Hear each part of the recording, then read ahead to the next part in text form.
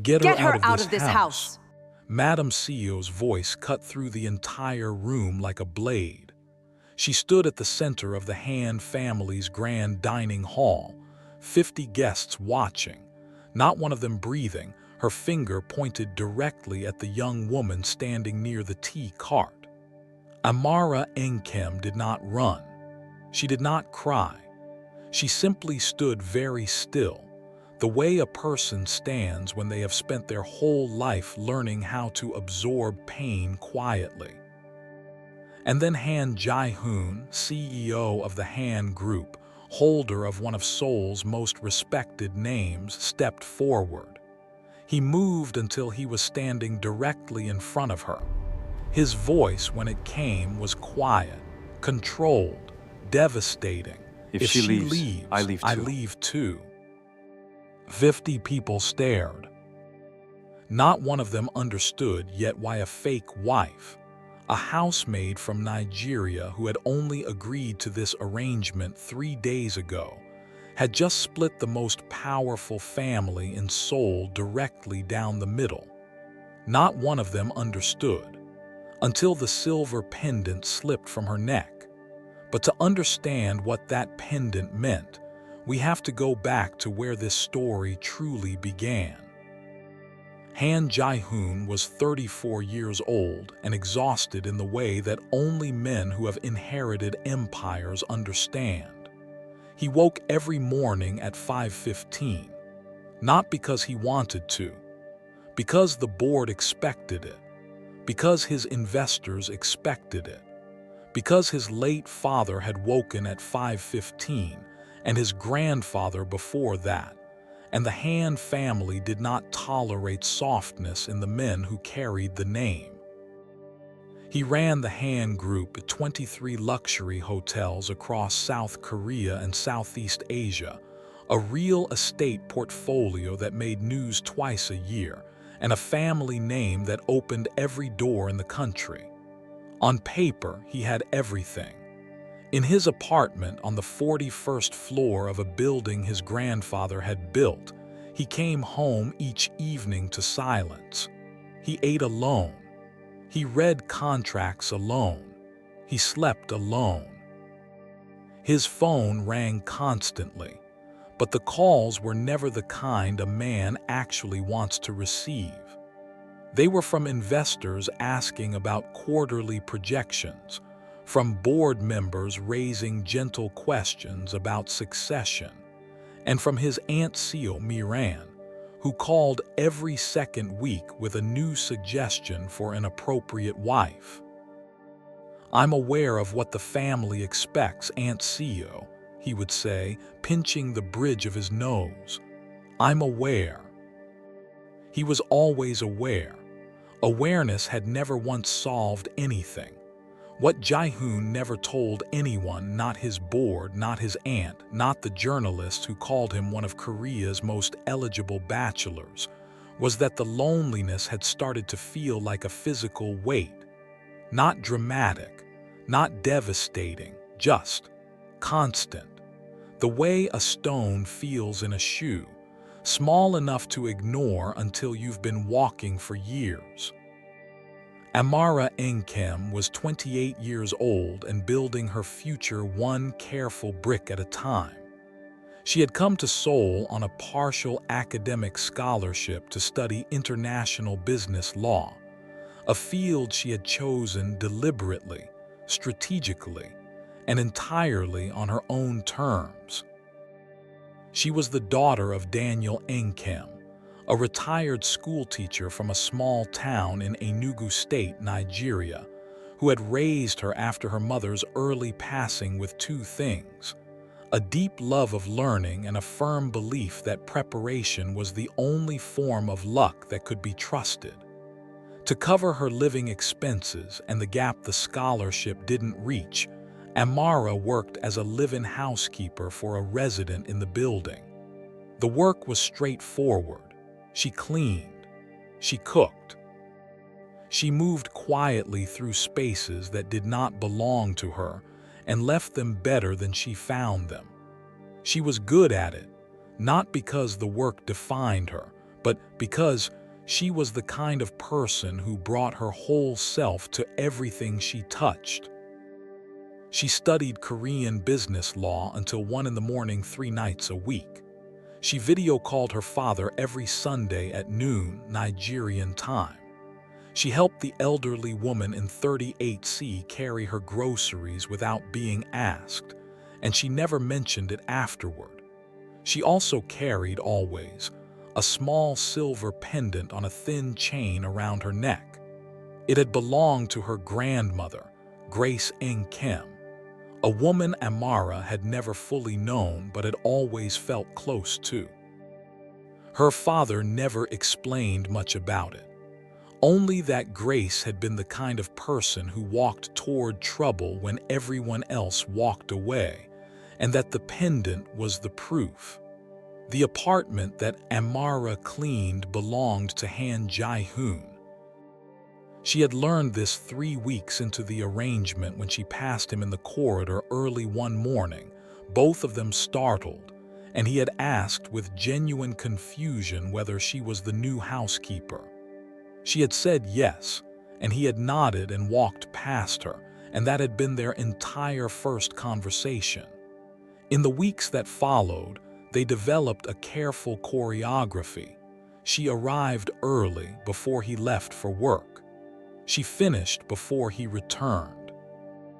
They passed each other rarely, and when they did, they exchanged the kind of brief acknowledgments that make urban living survivable. A nod, a polite sentence, a glance. What Jae-hoon noticed, eventually, was that she never disturbed anything. She reorganized nothing. She cleaned around his life rather than through it. His contracts were always where he had left them. His books were never moved. The apartment smelled faintly of something warm and good, not a commercial product, but actual cooking.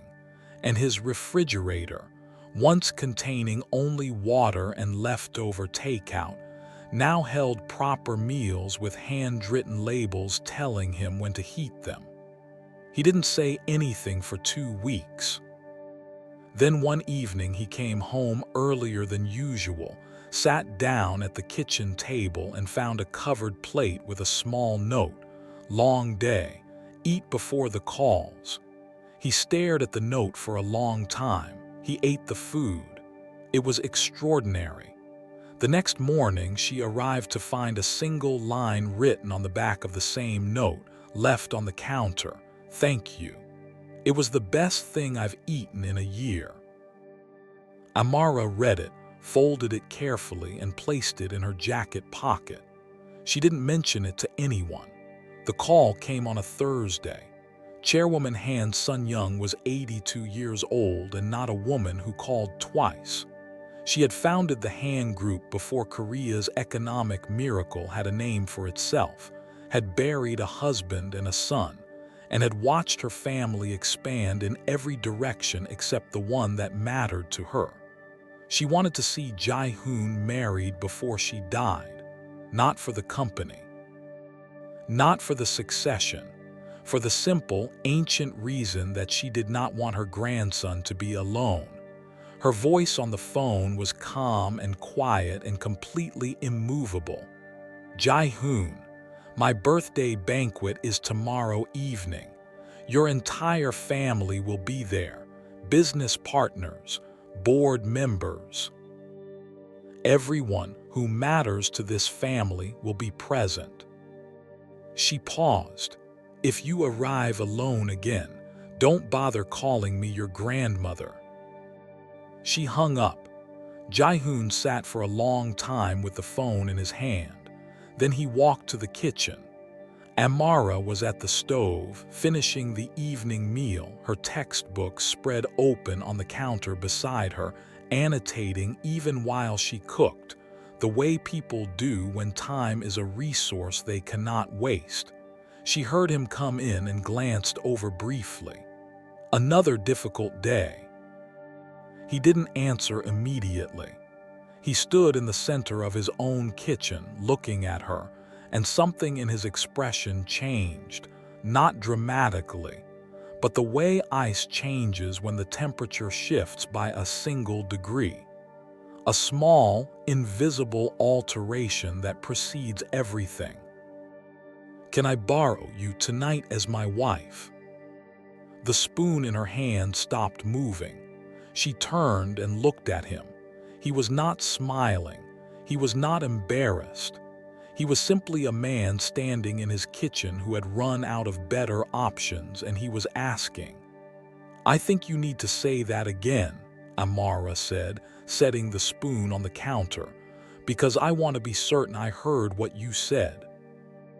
He explained it methodically. The banquet, his grandmother, the family pressure that had been building for 3 years like water behind a dam. He needed one evening, one appearance, nothing physical, nothing romantic. A single performance that would satisfy the room long enough to buy him time. He named a figure. It was substantial. Amara listened to all of it without interrupting. When he finished, she was quiet for a moment, not uncertain but precise. "I understand the situation," she said, "and I understand what you're offering. But I didn't come to Korea to sell my dignity, Mr. Han, not for any amount." She stood, took her textbooks, and went to her room. Jae-hoon sat alone at the table. He didn't argue, he didn't follow. He simply sat with the refusal, which was clearly not something he experienced often. 2 hours later, he knocked on her door. She opened it with her textbook still in hand, which told him she had been expecting him. "I won't insult you with the same offer," he said, "but your father's village, the school he taught at. You mentioned the roof needs repair, and there aren't enough books for the younger students." Amara went very still. "I would like to fund it, all of it.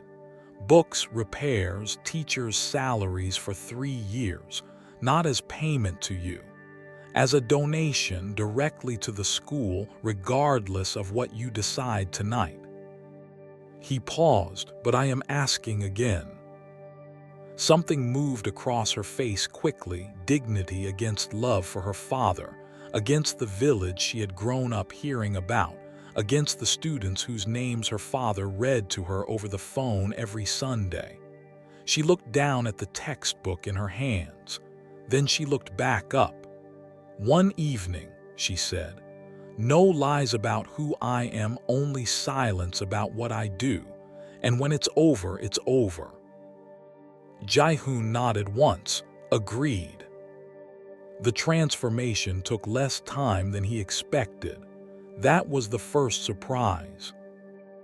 The second came when, during the etiquette rehearsal in his living room, he began explaining the proper way to hold a wine glass at a formal Korean dinner, and she stopped him mid-sentence. "The index finger along the stem, not wrapped around the bowl," Amara said. "I know." He blinked. "You know wine etiquette." "I know enough." He tested her.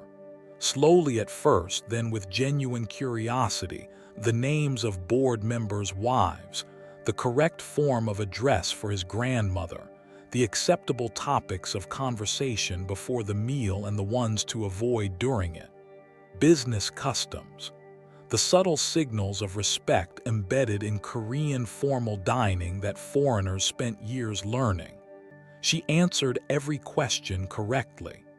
Jae-hoon sat back in his chair, studying her with new eyes. "Where did you learn all this?"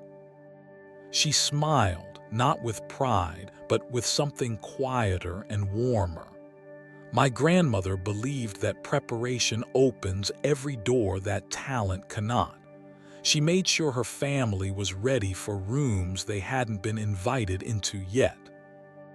"She sounds like someone worth knowing," Jae-hoon said. "She was," Amara replied, softer. They talked during the drive to the mansion. Not about the plan, not about the performance, about actual things.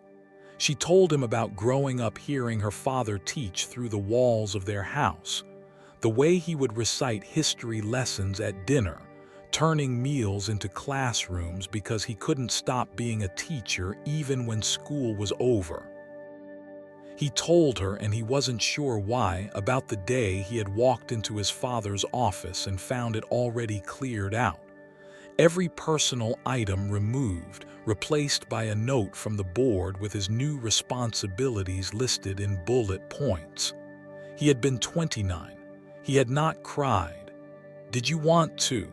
Amara asked. He was quiet for a moment. "I didn't have time to find out." She understood what that felt like. The way grief gets postponed when there are responsibilities standing in the doorway. He laughed genuinely, unexpectedly, when she described her first week in Seoul, navigating a subway system whose logic had seemed at the time like a personal challenge issued by the city itself. The sound surprised him. He couldn't remember the last time he had laughed at something that wasn't calculated to put someone at ease in a meeting. "You're very easy to talk to," he said. "You're not as difficult as you think you are," she replied. He didn't have an answer for that. They arrived together. The entrance was everything Jae-hoon had warned her about, a receiving line of relatives and associates, each one performing their wealth with practiced ease. Amara moved through it with her head level and her hands steady, and the room received her the way rooms receive beautiful women who carry themselves correctly, with approval that hadn't yet turned suspicious. Jae-hoon introduced her simply. No elaborate backstory, no invented history. She smiled at the right moments. She bowed slightly to his grandmother. She held her glass correctly. For 40 minutes it worked. It started with one of the event staff, a young man who recognized her from the building and mentioned it quietly to the wrong person. The wrong person was Madame Seo Mi-ran. Within 20 minutes it was moving through the room, not shouted, nothing so vulgar, just whispered. Passed sideways at the dinner table between people who were already looking for a reason to question Jae-hoon's judgment. She works in his house. She's the housekeeper. A Nigerian maid. The dinner itself became a sustained interrogation disguised as conversation. Amara, what a lovely name, an older female relative said sweetly. "What family are you from, dear?" "The Enkems from Enugu State," Amara replied calmly. "My father is Daniel Enkem, a school teacher." A thin pause. "A school teacher, how humble." "And what does your family's company do?" A board member asked from across the table. "My family doesn't own a company," Amara said. "My father owns a library he built with 30 years of his salary. I think that's rarer." She answered every question without apology and without aggression. Calmly, precisely, with the particular confidence of someone who has never confused their worth with their wealth. The room didn't know what to do with her. Kang Soo-min arrived at the table with the deliberate pace of someone who had decided that now was the time. She was 31, polished, beautiful, and absolutely certain of her own position. She looked at Amara with the particular expression of someone looking at something that should not exist and yet inconveniently does. "I think it's admirable, really," she said to the table, not to Amara. "That Jae-hoon brought his help tonight. It shows a certain kind of spirit, generous even." She turned to Jae-hoon directly. "Unless you'd like to tell us that she's not the woman who cleans your apartment, in which case, please, correct me." The table was a held breath. Jae-hoon's jaw tightened, and then he stood up, "I invited her," he said, quiet and controlled and entirely clear, "because she is the most genuine person I have ever sat at a table with, which is something I cannot say about everyone here tonight." He looked at Soo-min. "And I would be careful about performing that particular kind of confidence in this room. It doesn't suit you as well as you think it does." Soo-min's smile didn't disappear immediately. It took a second. That second was worse than anything she could have said in return. The dinner continued with the uneasy formality of a room that has been startled and is doing its best to pretend otherwise. Amara, composed, moved to assist the staff with the tea service, not because she was asked to, but because there was a pause in conversation and a tray that needed carrying, and she was not the kind of person who watched work happen nearby and did nothing. As she leaned forward to place a cup before Chairwoman Han, the pendant slipped from her neckline. It was a small thing, unremarkable to everyone in the room, except one. Chairwoman Han Sun Young, 82 years old, a woman who had not shown surprise publicly in 3 decades, went completely still. Her hand stopped moving, her eyes fixed on the pendant. And then she stood up slowly with the care of someone her age, and the entire room, trained by decades to respond to her movements, fell silent. "Where did you get that necklace?" Her voice was barely above a whisper. Amara straightened, looked down at the pendant, then back up. "It belonged to my grandmother. She passed before I was old enough to know her well. My father gave it to me when I left for Seoul." The chairwoman's hand went slowly to the collar of her own gown. Her trembling fingers found a chain beneath the fabric and pulled it out. At the end of the chain hung a piece of silver, half of a pendant. The room watched without understanding. The old woman reached forward gently and held her half beside Amara's. 2 halves. A single design interrupted 30 years ago, meeting again. They fit. Chairwoman Han's eyes filled. "You are Grace's granddaughter." The chairwoman's voice carried the room back 30 years.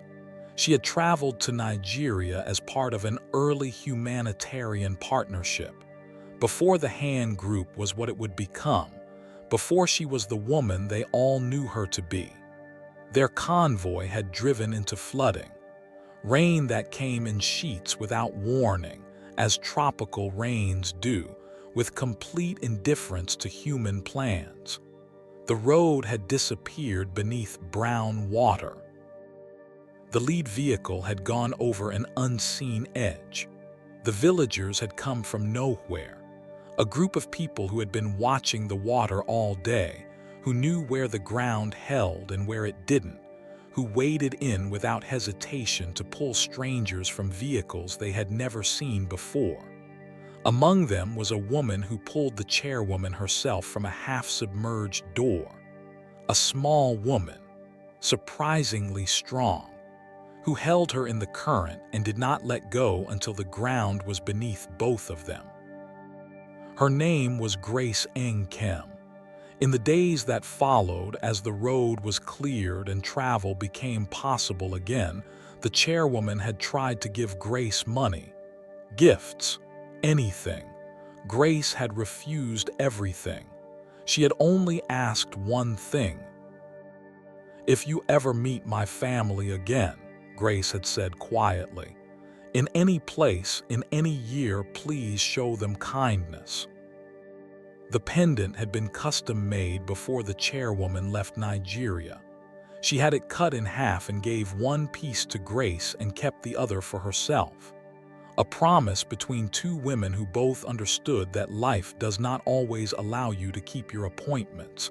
Political unrest closed the borders. Letters were lost. Decades passed the way decades do, without asking permission. She had never stopped looking. Every face in the room had changed. Madame Seo Miran sat very still across the table. Jae-hoon stood at his chair, and Amara, one hand pressed to her mouth, her grandmother's name having just been spoken in this city, in this room, by this woman's lips, stood in a silence that was too large for words. "She saved my life," the chairwoman said, holding Amara's hands. "She wouldn't take a single one. She only asked me to be kind to her family if I ever found them." She paused. "And you, her granddaughter, walked into my own home." Amara's tears fell quietly, the way people cry when they are too overwhelmed to hold it. She hadn't known. Her father had never known why the pendant was treasured, only that it was. Only that Grace had worn it until the day she died and asked for it to be kept in the family. And Jae-hoon, standing there, watching the woman he had asked to pretend to be his wife being claimed by his grandmother as someone already belonging to their story, felt something break open in him that he didn't have a word for. It was Jae-hoon who spoke first. He looked at his grandmother, then at the board members, then at the family who had spent the evening performing judgment. "I need to tell you something," he said. "Amara is not my girlfriend. She isn't my partner. I asked her to come tonight because I didn't want to disappoint grandmother again, and I made her an arrangement that she accepted for reasons that had nothing to do with me." He paused. The relationship was not real, that is the truth. The room processed this. Then Chairwoman Han Sun-young, 82 years old, the woman who had founded everything in this room, began to laugh. Not the polite laugh of social obligation, a real laugh. The laugh of someone who has lived long enough to find life genuinely funny. "The beginning was pretend," she said. "I understand." She looked between them at her grandson standing straight for the first time in years, and at the young woman whose grandmother had once pulled her from a flood. "But what I see now is not." What followed happened the way these things always do in rooms where people have known each other for years. It came out that Madame Seo had been the one to ensure word spread about Amara's role in the household, that she had placed the right whispers in the right ears, that her interest was never in the family's dignity but in her own son's position in the succession. The chairwoman said nothing to her directly. She simply turned to the board members and said quietly that there would be a meeting on Monday to review certain internal matters. That was all she needed to say. Soo-min collected her things and left without looking at Jae-hoon. Some exits are statements. This one was an admission. Before the evening ended, Chairwoman Han drew Amara aside. She told her about the scholarship she intended to establish not as charity, but as a completion. A promise finally kept, 30 years late, because the woman she had promised could no longer receive it directly. The Grace Ng Kim Foundation. Named for a woman in a village in Nigeria who had pulled a stranger from a flood and asked for nothing except that her family be treated with kindness, schools, resources, for the village she came from and for students like the one she raised. "She would have been proud of you," the chairwoman said. Amara was quiet for a moment. "She would have been proud of you too, chairwoman, for keeping your half all this time." The old woman pressed Amara's hands between both of hers. 2 women, 2 generations. A promise passing between them through the space between their palms. 3 weeks passed. The foundation paperwork moved forward. The school in Enugu received its first wire transfer. Amara had been invited to lead the International Education Division, a role that would begin after she completed her degree, and that would take her between Seoul and Nigeria. She had accepted. She was flying home first, to see her father, to stand in the village her grandmother had grown up in, to hold both halves of the pendant and feel the full weight of what 30 years of a kept promise looked like. She was in the queue at Incheon International Airport when she heard her name. Jae-hoon was walking fast through the terminal, still in yesterday's suit, which meant he had not gone home first, which meant he had come directly. She turned. He stopped in front of her, breathing slightly harder than he would prefer. A man who was very good at composure, currently not composing. "I've been trying to figure out what to say for 3 days," he said. "I haven't found anything that seems adequate." "Then say the thing that's true," she replied. He looked at her. "The first time I asked to borrow you as my wife, I was afraid of my family. The second time I asked, I was paying a debt. But if I asked again right now..." He reached into his jacket pocket. He did not produce an expensive ring. He produced 2 pieces of silver, joined together on a single chain, repaired, the seam almost invisible, the pendant whole for the first time in 30 years. He did not kneel in the dramatic way of films. He simply lowered himself to one knee in the middle of Incheon Airport, where people were already beginning to slow down around them, and he looked up at her. "I cannot promise I'm easy," he said. "I cannot promise the family is simple. I cannot promise Seoul will always feel like home. But I can promise that I will spend the rest of my life making sure you never regret choosing to stay." Amara's voice was steady despite her eyes. "Only if this marriage belongs to both our families," she said, "and to the promise our grandmothers already began." She reached down and took the pendant from his hand. "Get up, Jae-hoon. You're going to miss your flight." "I bought a ticket to Nigeria," he said. "I assumed I might need it." She laughed. It was the first time he had made her laugh completely. It was worth every year of silence before it. 1 year later, the Grace Engkem International Learning Center opened on a Tuesday morning in October, when the dry season had just begun, and the sky above the village in Enugu State was the specific shade of blue that exists only in that part of the world. Chairwoman Han Sun-young attended the ribbon-cutting ceremony. She had flown 17 hours and told the doctors who advised against it that she had waited 30 years for this particular morning, and she would not be watching it on a screen. She stood beside Daniel Engkem, a thin man with a teacher's posture and a smile that looked exactly like his daughter's. 2 people meeting for the first time who had been connected for 3 decades without knowing it. Jae-hoon and Amara cut the ribbon together. Children from a partner school in Seoul participated by video, their faces on a large screen in the courtyard, waving at children they would meet in person the following summer during the first cultural exchange. Inside the school, in a glass case near the entrance, the restored silver pendant was displayed on a small mount. Beside it, a printed card read, "In 1994, a woman pulled a stranger from a flood and asked for nothing in return except kindness for her family.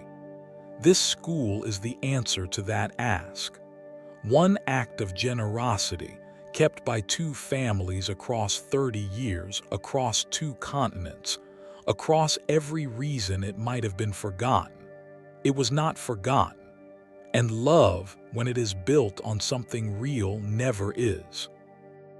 The final shot was slow and quiet, pulling back from the pendant in its case, through the window of the school, to the children in the courtyard, to the two families standing together in the afternoon light. One act of kindness can cross oceans, outlive generations, and bring two hearts together when they least expect it.